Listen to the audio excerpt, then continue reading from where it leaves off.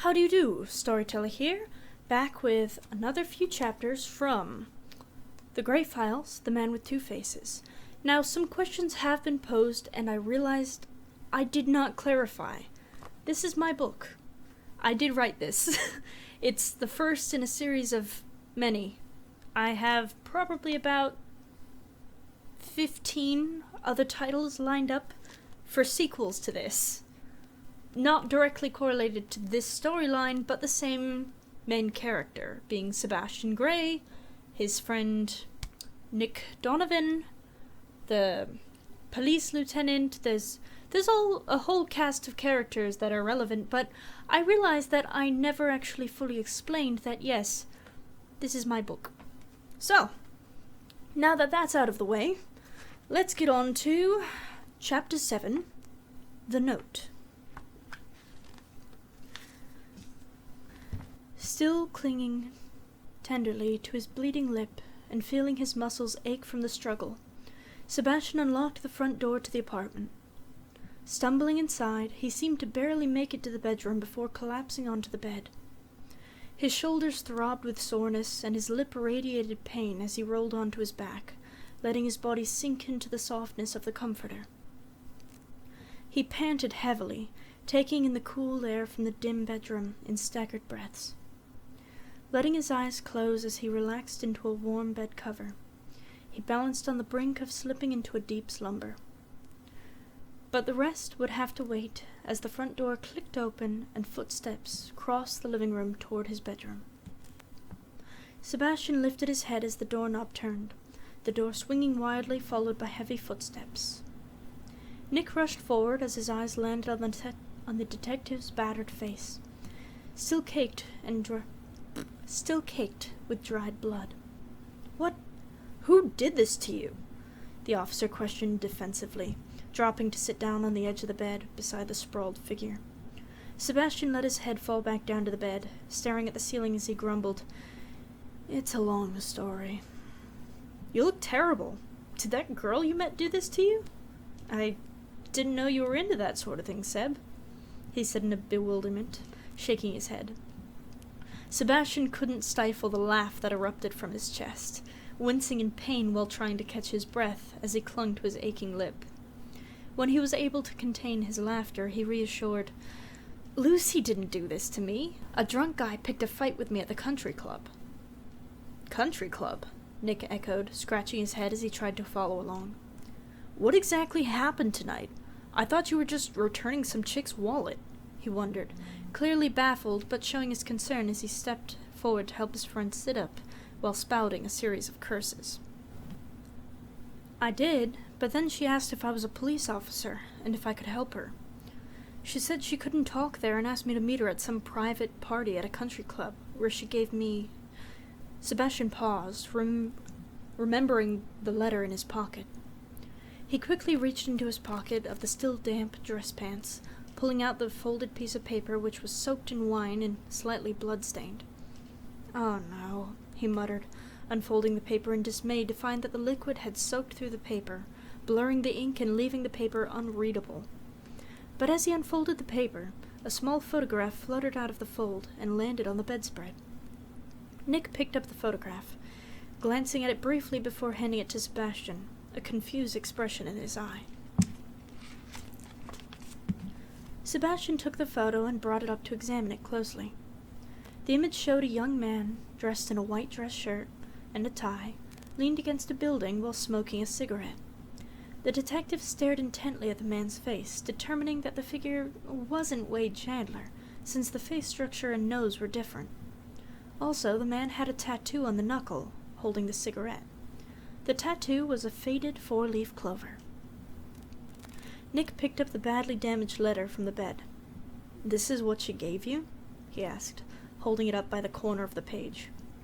Sebastian nodded, still staring at the photograph. The building where the man was leaning had a sign painted in crisp red letters that read, "Malone Insurance." Nick pulled out his cell phone and typed in the name of the business, shaking his head as he shared, "Malone Insurance, based out of New York City, but it closed down a few years ago." Nick shrugged and grunted in a defeated tone. "That doesn't help." And so much for the letter. It's ruined. You'll have to ask her what it said. He decided, dropping the page back onto the bed. Sebastian thought for a moment before agreeing. I guess so. I'll have to go back to her apartment tomorrow to ask her what it said. Who's that? Nick asked, pointing at the photograph of the unknown figure. I'm not sure, but it was important enough for me to meet in secret with her to give it to me. It must mean something, he finished, knowing he would have to pay another visit to the mysterious woman on Union Street to get to the bottom of this unusual case. I know that was a rather short chapter, but we are on to chapter 8. I know you can't really see that. I'm a bit washed out here. Need to adjust that light later. Hopefully you can see me, though. Chapter 8. Dropping In. The wrinkled paper, with the letters blurred by dark wine stains, was clutched firmly in the detective's hand in his pocket as he marched with purpose around the corner of Union Street. The morning air was cool, and a slight breeze tugged at the gray scarf draped around his neck atop the black turtleneck shirt and dark jeans. His jet-black hair, freshly washed, wisped in faint curls to the side of his face. His light steps barely grazed the paved walkway along the street with his quickened stride. The urgency of her words the night before were still weighing on his mind. How desperate she seemed. How adamant she warned that no one should ever find the letter he was now holding. How panicked she was when almost caught passing it on. He wondered what could be so important about the photograph enclosed in the letter. A man leaned against a building with a cigarette in his tattooed hand. Who was the man? What did he have to do with the mysterious letter? Why was Lucy so desperate for help? Why couldn't she contact the police herself? And how did Wade Chandler fit into all of this? These questions and more plagued his thoughts as he stepped into the glamorous lobby of 17 Union Street once more. The crystal chandelier overhead reflected glitters of light around the room, reminding him of the ballroom floor of the Red Tie Club. He darted to the elevator, stepping into the lift and pressing the button for the 5th floor. Tucking the tattered note deeper into his pocket, he watched the metal doors slide closed beneath the lift that began to slowly rise. At the 5th floor, the music softly chimed before the doors slid open and Sebastian found himself back in the narrow hallway. Soundlessly, the detective strode across the carpet toward the far end of the wall. At the high wooden door, he raised the brass knocker and let it clang back into position. It was several moments before he heard the rustling on the other side of the door and footsteps approaching. However, Sebastian was greeted with an unexpected sight when the door swung open. He stood face to face with the politician Wade Chandler himself. Stunned, the detective found himself instantly at a loss for words, silent as Chandler raised a curious eyebrow. "Ah, my troublesome friend from the party. What can I do for you?" he asked, blocking the door frame with his body to create a barricade. Sebastian stammered, taken aback by the man's presence here. He should have anticipated that the politician could be here, since it was Wade's girlfriend that lived in this apartment. But he hadn't anticipated Chandler being the one to open the door. "Wait," the man said, snapping his fingers in the air with sudden realization. "You must be here for that drink I owe you," he finished with a hearty grin. But Sebastian shook his head. "No, he mumbled, spying as Lucy appeared from the other room over Wade's shoulder. "Well, what can I do for you, then?" Chandler asked, showing signs of impatience. Sebastian straightened his back and looked into the man's eyes, broadcasting sincerity as he stated, "I dropped by to ask you about that beautiful suit you wore last night. It was an excellent fabric and so well fitted. You must give me the number of your tailor." The mayoral candidate seemed puzzled, the bewildered expression on his face slowly transforming into a glistening smile. "It is an excellent suit, but not even the best of his work. I'd be happy to give you his number. He isn't based out of Boston, though. You would have to drive out to his shop or schedule a consultation." "Where's his shop?" Sebastian asked, keeping up the facade to cover his true reason for being there. Chandler dug into his pocket and began sorting through a stack of business cards, not looking up as he answered, "New York." Sebastian's heart dropped as the words struck him. New York. The Malone Insurance Company from Lucy's mysterious photograph was based out of New York, too. He wondered if Chandler had any connection with the man in the photograph during his time in New York, despite the insurance company closing several years ago. It didn't make sense, but Sebastian had a gut feeling that they were connected somehow. Wade finally found the right business card and held it out to Sebastian. This fly is driving me crazy. I'm going to lose my mind. And held it out to Sebastian, who took it eagerly and smiled. Thanks, I'll give him a call. I'd love to have a suit made in the same fabric, he lied, knowing he could never afford it, not wanting to know what a suit like that would cost. The politician nodded with a beaming grin. I'll look forward to seeing it when I finally get to repay you that drink I owe you. Was there anything else you needed? Sebastian shook his head, holding up the card. Nope, I have all I needed. Thank you, sir. He bid with a fumbling wave goodbye before darting to the elevator. Chandler's grin faded as he shut the door, turned the lock, and turned on his heels to face Lucy, who lingered a few steps away. He strode closer to her, a waltzing step, as he tilted his head to gaze inquisitively at his lovely girlfriend. Lucy, my dear. She lifted her eyes to meet his, which were burning into hers with a fierce intensity. Yes? He took a deep breath as he rested silently down onto the plush sofa, patting the spot beside him. She drew closer, sitting on the edge of the cushion, before he again waved her closer.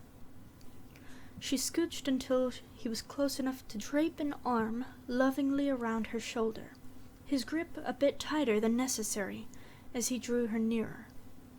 Kissing her ear softly, he sent chills up her spine as he softly whispered, "Will you refresh my memory about something?" he said in an eerily gentle voice. She nodded slowly, trying to read his expression. My name isn't on this apartment, correct? Not in the paperwork anywhere, not on the lease, not in the directory. Isn't that right? She nodded again, feeling her heart begin to beat harder in her chest. He nodded knowingly. Then how is it? He paused to point at the door. That man knew where to find me. I suppose word gets around about us. You are running for mayor, after all. Maybe, Her voice trailed off under his intense gaze. She felt her resolve weakening as his breath ghosted across her ear again. She squirmed under his sharp observation, knowing he could sense her unease. His voice hushed, husky, as he insisted, Why don't you tell me what's going on? Lucy shook her head nervously. Nothing's going on, she argued. She watched his eyes darken, and his nostrils flared slightly as he drew in a deep breath. His grip around her shoulders tightened, drawing her closer to his chest. Forcing their eyes to meet, he pulled her into a deep kiss, his own firm lips craving the softness of hers. Bringing his hand up to her chin, he gripped her jaw as he drew her back from the kiss, drawing in a jagged breath as he warned, I will find out what you've been up to, my dear. And if you're lying to me... His voice trailed off. He pulled her chin close again as he stole a second kiss, his lips parting as his teeth grazed across her lower lip, biting down on the tender flesh forcefully. She yelped under the sudden pain of his teeth, but didn't allow her to pull away, instead smiling into their kiss as he unclenched his bite, nursing the wound with softer kisses, knowing that he had made his point. End of Chapter 8. I apologize for my stuttering and stammering. It is a bit difficult for me to read. Chapter 9. I believe, depending on how long this one is, that we will end the video at the end of Chapter 9. It seems sizable enough to justify a full video length. So, at the end of Chapter 9, we'll stop, and Chapter 10 will be the next video. So, let's begin. Chapter 9. Research. The curtains of the study room were drawn back from the window. The darkness beyond only illuminated by a street lamp up the block, as Sebastian's laptop glowed in the dim room. Illuminated by the small screen, His eyes drifted back and forth along with the page as he read each article he could find about the Malone Insurance Company and their shady history.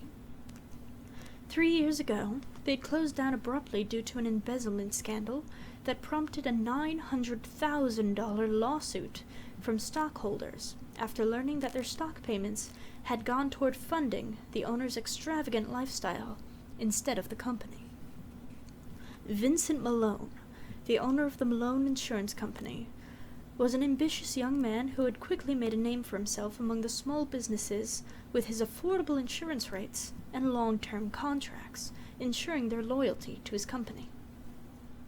New York is a booming city full of opportunity for small business owners just starting out, and Malone's low rates and high promises of insurance coverage made him a popular name in the city. But his reputation vaporized as, after months of collecting fees from his customers as well as receiving funding from stockholders interested in his company, Malone vanished from New York along with $900,000 embezzled from his own company. Despite years of rigorous investigations, neither Malone nor the stolen money have ever been found. Sebastian glanced down to the small photograph propped against the screen of his laptop.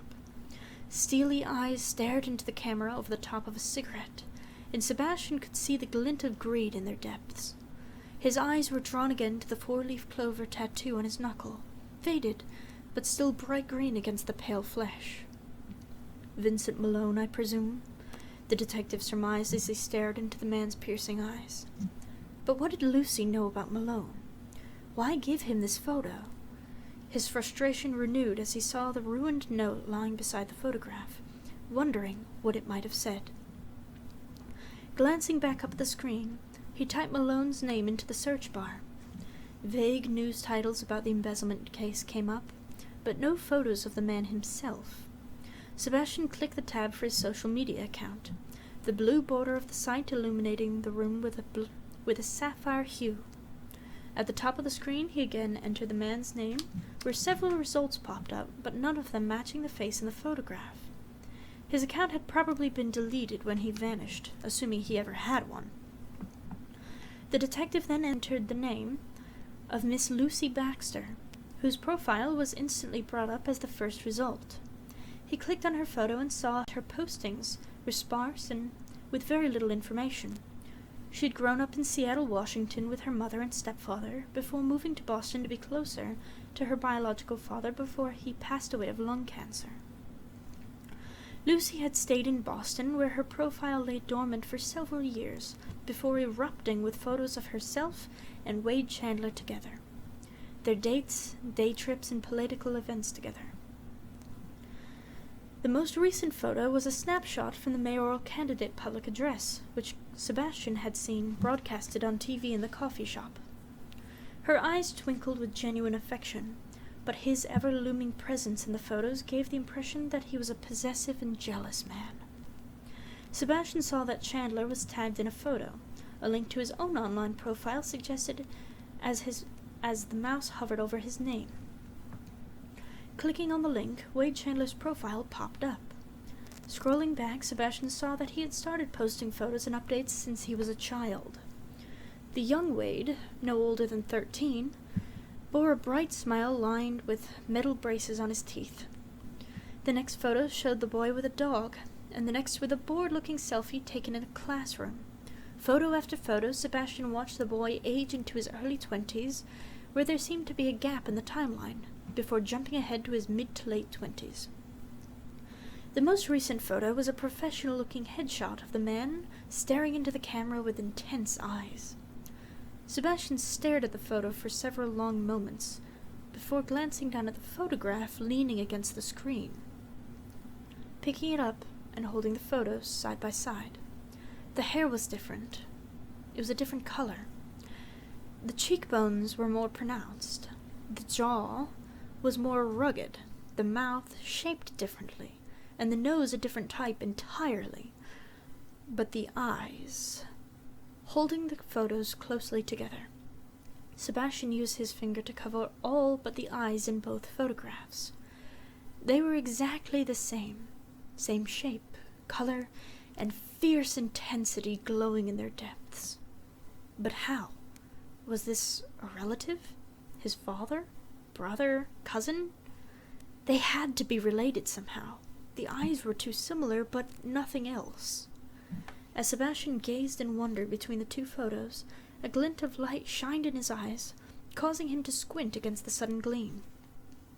Peering over the top of his laptop toward the open window, he saw the glimmer of light again as the moon reflected off of a glass from across the street. A flicker of movement revealed a figure standing between the buildings on the other side of the road, light gleaming off of a pair of binoculars, quickly lowered from their hand.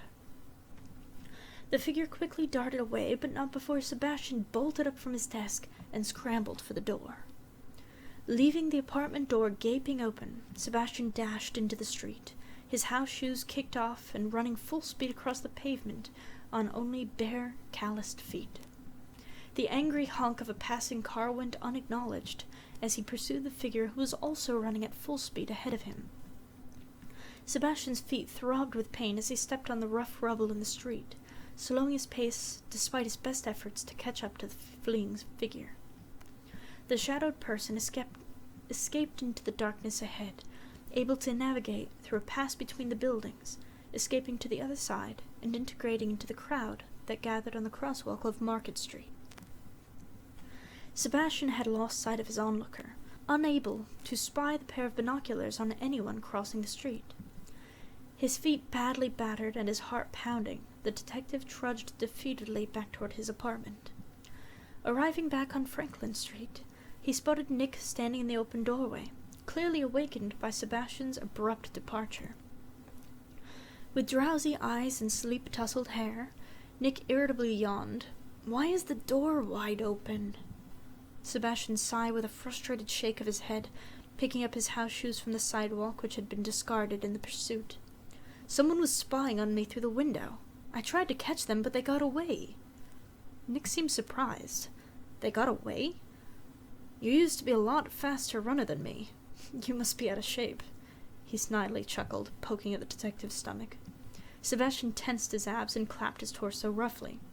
"I'm as fit as ever, but thanks for the confident boost," he argued gruffly. Fighting the twinge of insecurities, he added, "I'm also running barefoot in the street." Nick put up his hands in defense, chuckling again before he changed the subject. "Who would be spying on you anyway?" Sebastian shook his head, deep in thought. "I'm not sure, but I think I'm getting very close to putting some of the pieces of this puzzle together," he thought aloud, letting his eyes drift back to the desk where two photos stood side by side, both pairs of steely eyes staring back in silent antagony. That is the end of Chapter 9. In the next video, we'll begin Chapter 10. I hope in the meantime that you are enjoying the story. I do apologize again for my stammering. It is difficult for me to read, especially when I've been out of practice. But I hope you're able to enjoy it, and I hope you'll stick around for the rest of the story. So thank you guys so much for watching, and I will see you guys in the next video. Bye-bye!